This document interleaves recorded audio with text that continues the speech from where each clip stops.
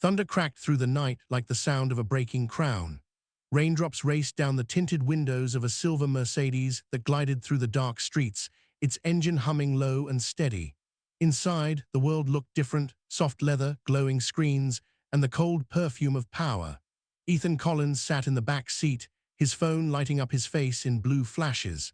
His designer watch glimmered each time he lifted his hand, shades on, even at night.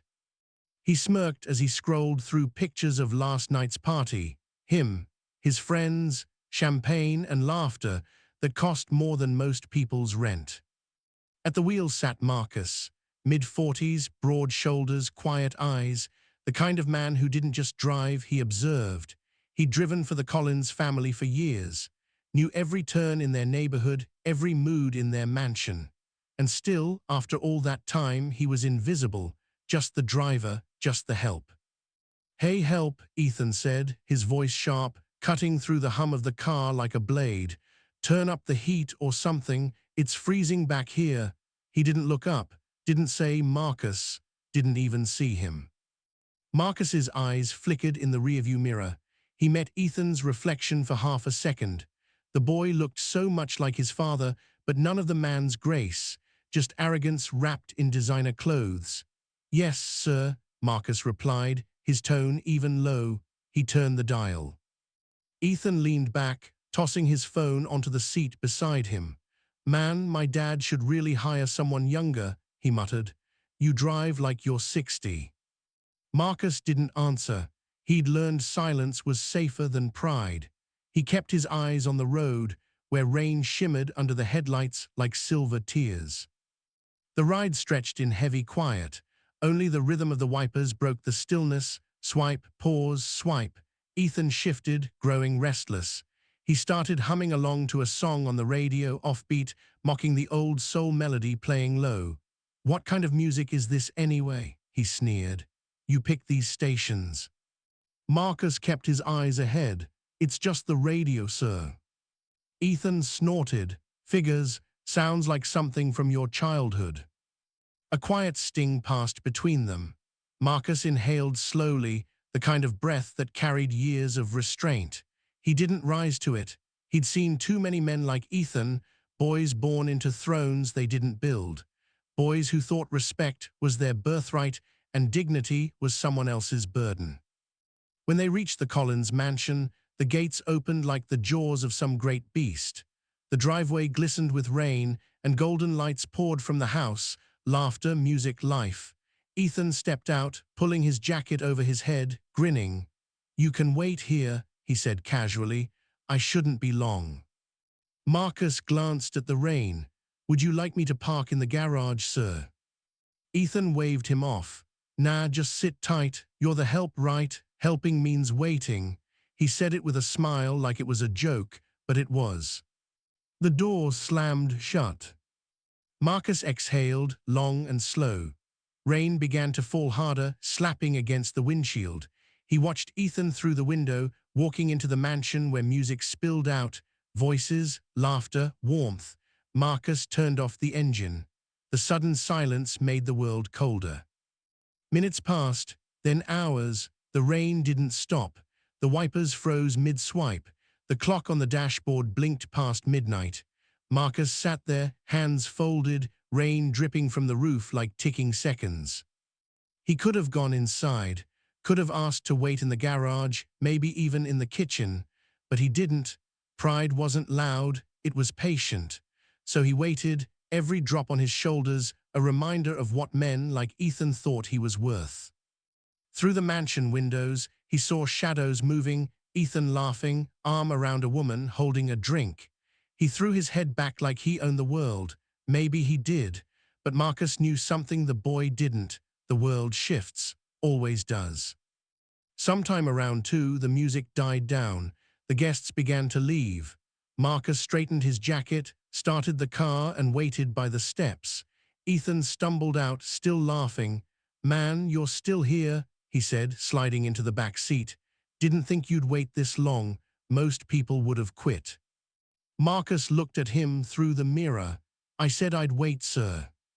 Ethan chuckled, pouring himself a drink from the bar set in the back. Yeah, that's what makes you guys special. You never quit, even when it's pointless. Marcus turned his gaze back to the road, the headlights carved through the wet darkness. For a moment, the world was just them, the billionaire's son and the man he called help.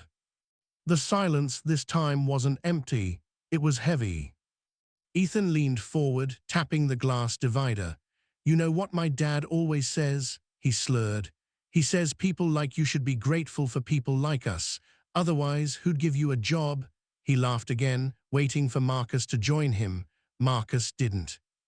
Instead, he said quietly, your father's a wise man, but even wise men forget who really keeps the wheels turning. Ethan frowned. What's that supposed to mean? Marcus didn't answer, just a small smile in the mirror. Nothing, sir, just thinking out loud. The rest of the drive was wordless. By the time they reached Ethan's penthouse downtown, the storm had calmed. The city lights reflected on the wet streets, painting everything in gold and shadow. Ethan got out without saying thank you, just slammed the door and disappeared into the building. Marcus watched him go, then leaned back in his seat. His hands gripped the steering wheel, knuckles pale against the leather. He whispered, barely audible, one day they'll see who truly helps who. That line hung in the air, soft, certain, like a prophecy whispered to the rain. Lightning flashed once more across the skyline, and in that moment, Marcus's reflection looked different in the rearview mirror. Not tired, not broken, just ready. Because deep down, something had shifted. The boy in the backseat had mocked him, but the man behind the wheel had seen something the boy couldn't. A storm coming not in the sky, but in their lives. And soon, the world would learn that even those who are looked down upon can rise higher than those sitting on thrones built on disrespect. The thunder rolled again, quieter this time, like the sound of change approaching. Marcus turned the key, the engine purred to life, and he drove off into the fadding rain. Not away, but towards something that would turn the Collins empire upside down. The night swallowed the car whole, but the echo of his words lingered.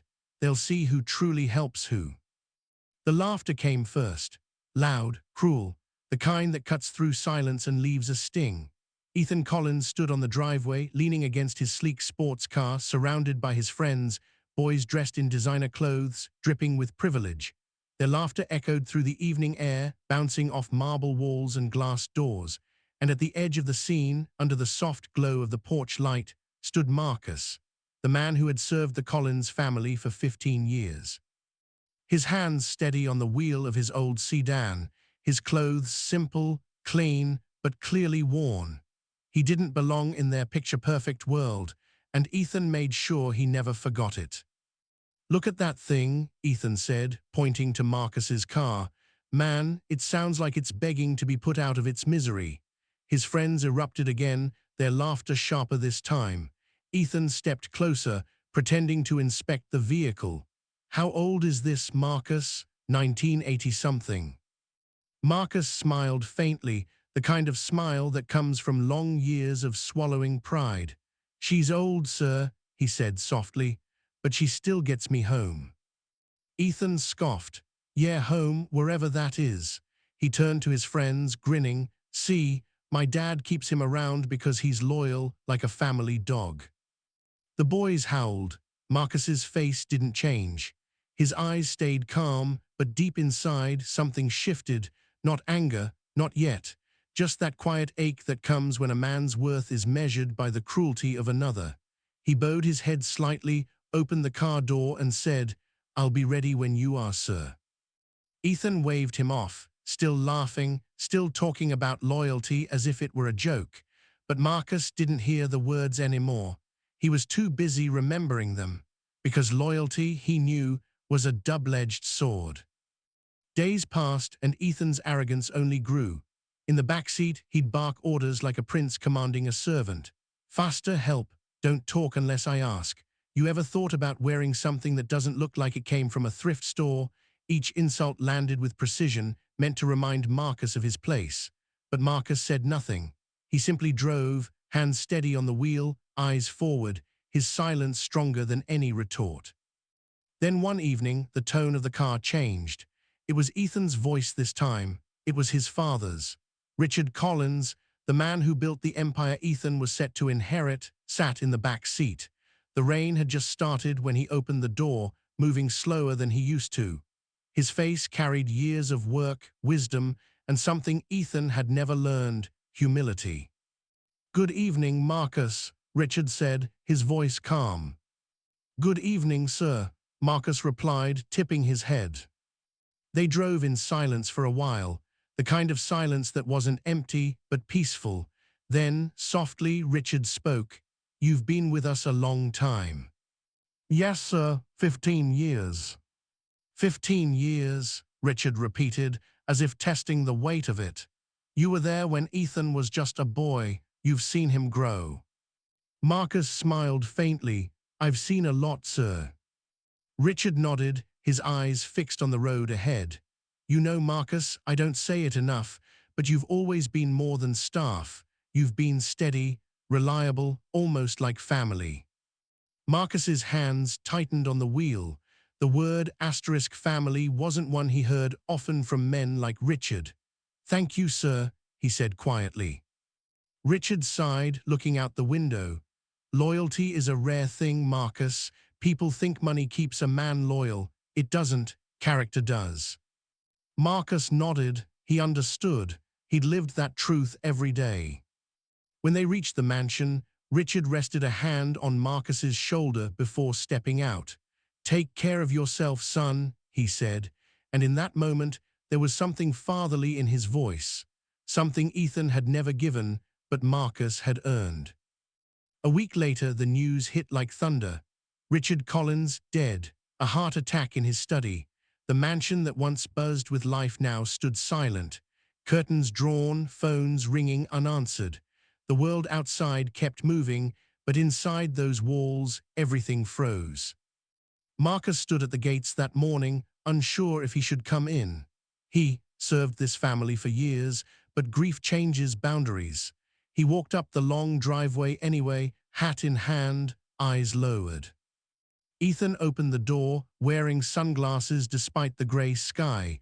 His face was pale, his movements sharp. "What are you doing here?" he asked flatly.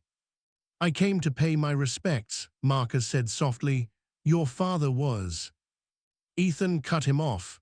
"My father's gone. You don't need to say anything." Marcus nodded slowly. "Of course, sir." Ethan leaned against the doorframe. "Actually, you don't need to come here anymore. There's no point. My father's gone, so I don't need help anymore." The words stung, but Marcus didn't flinch. He simply bowed his head. "As you wish, sir." He turned and walked away, the gravel crunching beneath his shoes. Behind him, the mansion loomed, a monument to wealth, now hollow with loss. He reached his car, opened the door, and sat there for a long moment. The rain began again, tapping on the roof like a slow, steady drum. Then, from the corner of his eye, Marcus saw a car pulling into the driveway. Black, polished, the kind that didn't arrive without purpose. A man stepped out, briefcase in hand, coat collar turned up. It was Richard Collins's lawyer. Ethan appeared at the door again, clearly impatient. "What now?" he muttered. The lawyer greeted him with a nod, his face unreadable. "Mr. Collins, I have something for you," he said, holding up a sealed envelope. "Your father's final will and testament." The words hit like lightning. Ethan's smirk wavered just slightly. He took the envelope, his hand trembling more than he wanted to admit. The lawyer looked past him, spotting Marcus still seated in his car. Their eyes met for a moment. Then, almost with meaning, the lawyer said, "Your father asked that this be read in front of everyone who mattered to him." Ethan blinked. Everyone who what? But the lawyer didn't repeat himself. He simply nodded once, then walked toward the mansion doors. Ethan stood frozen for a second, the envelope heavy in his hand. Inside the car, Marcus's reflection stared back at him from the rearview mirror. Calm, patient, unmoved. The world outside, was shifting again, the same way storms roll in quietly before they break. And as Ethan disappeared inside, clutching his father's will, Marcus whispered to himself, "Loyalty cuts both ways." The rain fell harder now, but Marcus didn't move. He just sat there, letting the sound wash over him, steady, relentless, cleansing. Somewhere deep in his chest, he felt something rising, not revenge, not bitterness, just the slow, certain knowing that the truth, like the rain, can't be stopped. And before the night was over, Ethan Collins would finally learn what loyalty really means. The room was silent, except for the ticking of a golden clock on the mantel. It was the kind of silence that carried weight, like the air itself was holding its breath. The grand hall of the Collins mansion had never felt this cold. The chandelier above glimmered, its crystals catching the afternoon light, throwing tiny reflections across the polished floor. Ethan sat slouched on the velvet couch, one arm thrown lazily over the backrest, his legs crossed, a smirk playing on his lips. His confidence filled the space like perfume, strong, loud, impossible to ignore. "Let's get this over with," he muttered, waving his hand. "Dad's gone. I already know how this ends." The lawyer, a tall, gray-haired man with tired eyes, didn't respond. He stood near the long mahogany table, a sealed envelope in his hand, the final words of Richard Collins, billionaire, philanthropist, and father. Next to him stood Marcus, not seated, standing, because men like him were taught that certain rooms weren't made for sitting.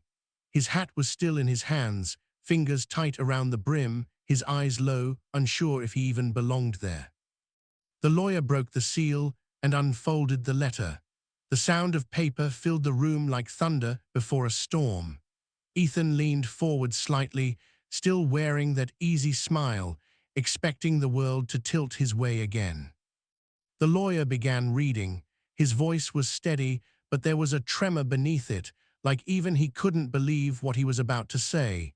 "This is the last will and testament of Richard Collins." He cleared his throat. "To my son, Ethan Collins." Ethan straightened, already smirking. "Here it comes," he whispered under his breath.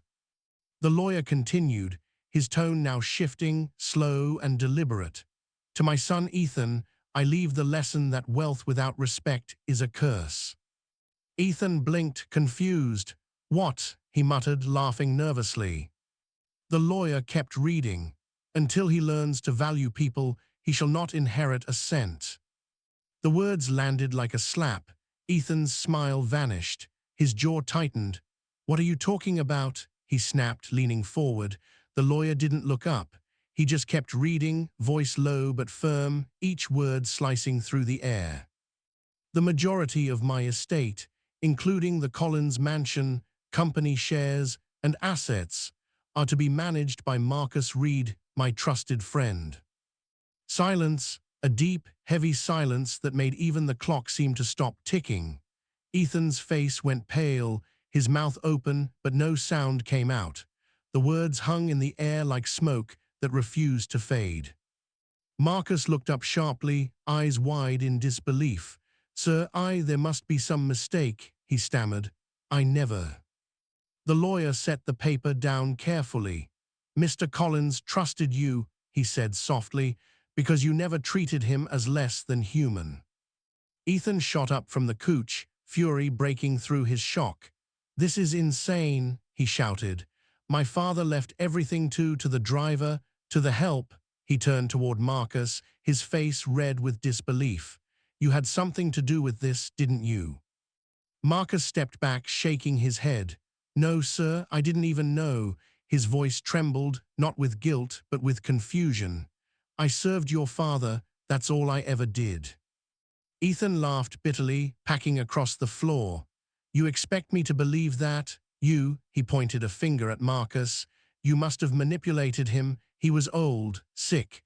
You probably filled his head with lies." The lawyer sighed, closing the will. Mr. Collins's mind was clear until the end. He wrote every word himself. "In fact, he told me, Ethan will understand one day, but not until he's lost everything." Ethan froze. The words hit him like bricks. For the first time, he didn't know what to say. His throat tightened, and he looked down, as if trying to find footing in a world that suddenly made no sense. Marcus stood quietly, his expression torn between guilt and awe. He had never asked for this, never imagined it. The mansion, the company, the legacy, it all felt too heavy to touch. "I can't accept this," he whispered. "This isn't mine." The lawyer turned to him gently. "It's not about ownership, Marcus. It's about trust. He left it to you to protect what he built until his son learns what a man's worth truly means." Ethan's hands clenched, his voice cracked between anger and disbelief. "Protect it from me," he laughed again, but the sound was hollow now. "This is ridiculous. He loved me, I'm his son." The lawyer's gaze softened. "He did love you, that's why he did this." Ethan's shoulders slumped, his confidence melting away like wax under fire. The words "wealth without respect is a curse" replayed in his head, echoing louder each time. He looked up at Marcus, standing there with the will of his father, the same man Ethan had mocked, belittled, treated like furniture. And for the first time in his life, Ethan couldn't meet another man's eyes. Marcus wanted to speak, to say something that would ease the sting, but no words came. The air between them was thick with everything unsaid, the insults, the laughter, the humiliation, all now turning into something else entirely. The lawyer gathered his papers and stepped back.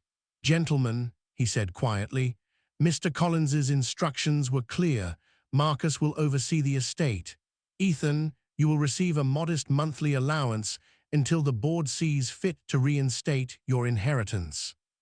Ethan didn't move. He just stood there, breathing hard, staring at the man he once called help.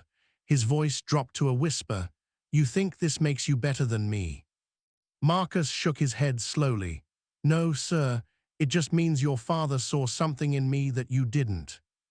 Ethan's lips parted, but nothing came out. He sank back onto the couch, hands in his hair, face buried in disbelief. The man who once had everything now sat in the ruins of his pride. Marcus turned toward the door, still stunned, still processing what had just unfolded. But before leaving, he looked back one last time. Ethan's reflection in the grand mirror caught his eye, not the arrogant boy he'd known, but a broken man staring at himself, seeing perhaps for the first time who he truly was. As Marcus stepped outside, the sky broke open, rain beginning to fall in soft sheets over the mansion's steps. He stood there for a moment, letting it wash over him, unsure whether it was blessing or burden.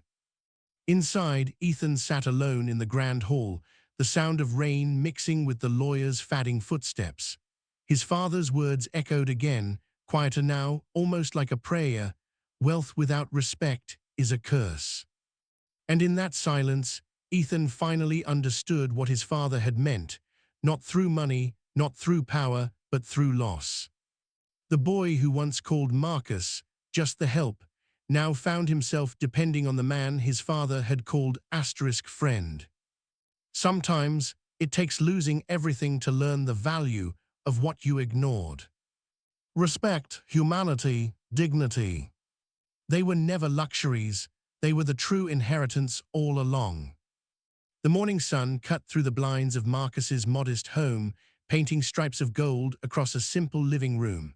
It was quiet here, far from the marble floors and golden chandeliers of the Collins mansion. A small wooden table held a cup of coffee, steam curling upward, carrying with it the aroma of warmth and simplicity. Marcus sat behind it, reading reports on his laptop, calm, precise, in control.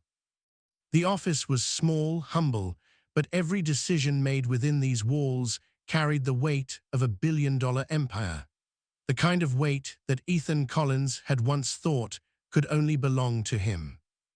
The knock came soft, almost hesitant. Marcus didn't flinch. He knew who it was before the second tap echoed. Outside, standing barefoot on the cracked sidewalk, was Ethan, the boy who had grown into arrogance, entitlement, and cruelty. But now he stood differently. No shades, no designer suit, no smirk. Just a man, exposed and uncertain, facing the one he had once scorned. Ethan cleared his throat, the sound catching in his chest. unfamiliar in its humility. "Marcus," he said softly, voice low, I was wrong. I didn't see you. I only saw myself."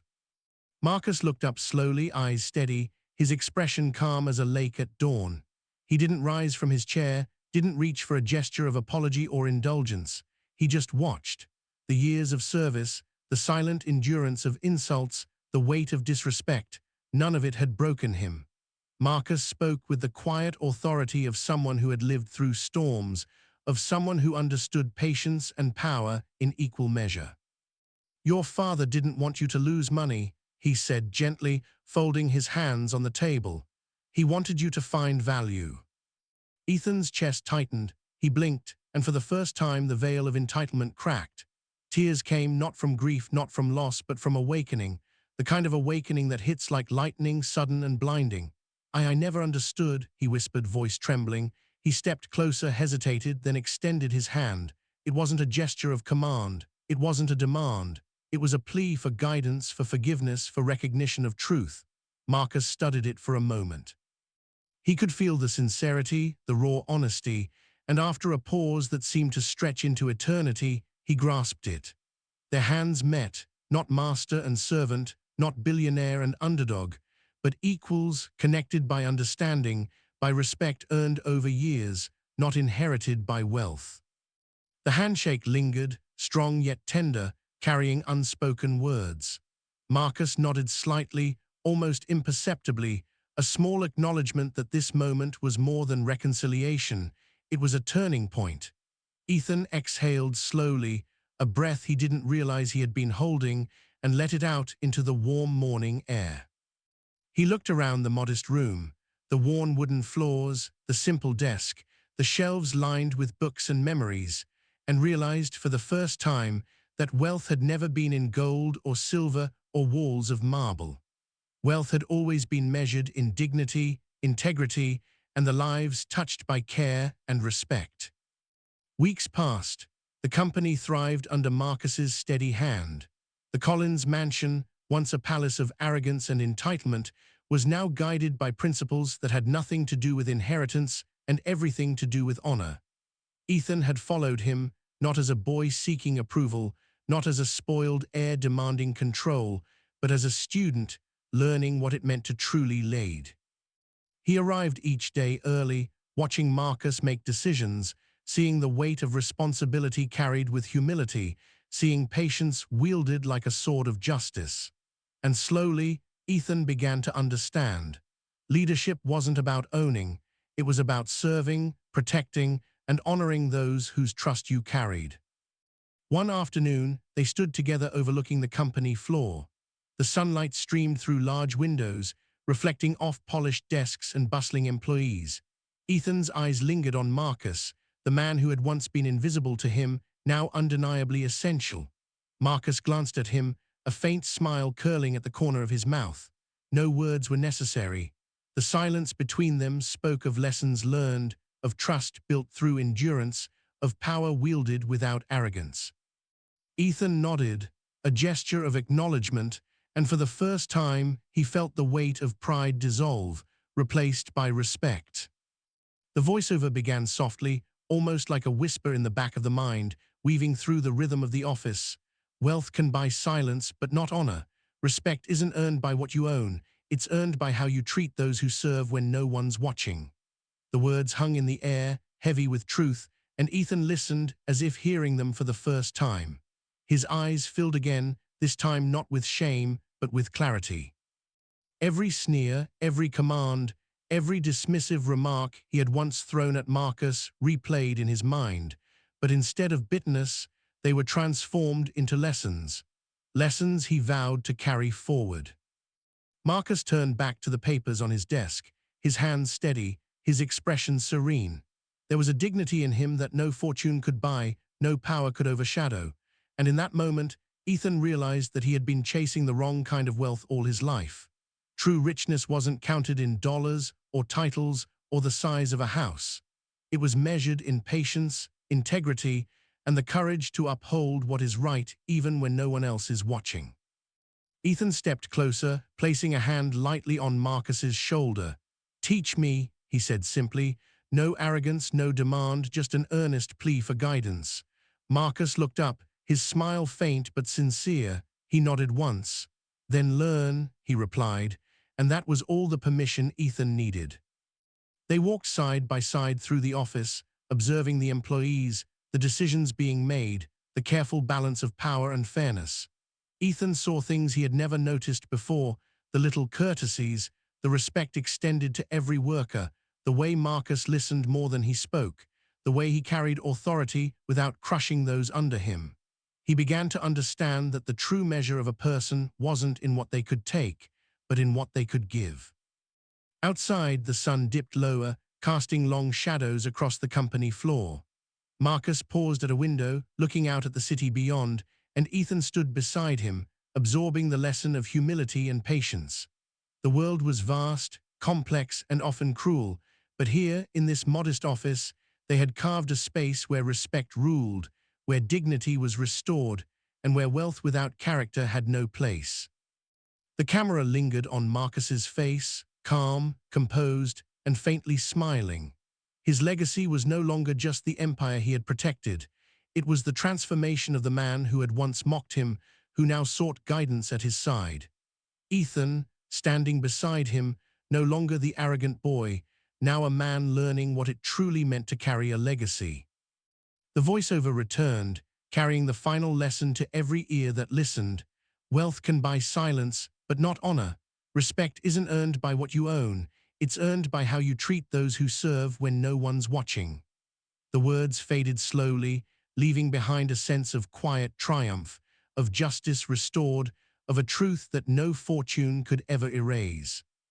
In the final shot, Marcus's eyes glimmered faintly with satisfaction, not prideful but content. The world had been reminded once again, true richness lives in the heart, not the wallet. And for the first time, Ethan understood. He had inherited more than a company. He had inherited the knowledge of humanity, the measure of character, and the value of respect, the kind that lasts long after money and power fade into silence.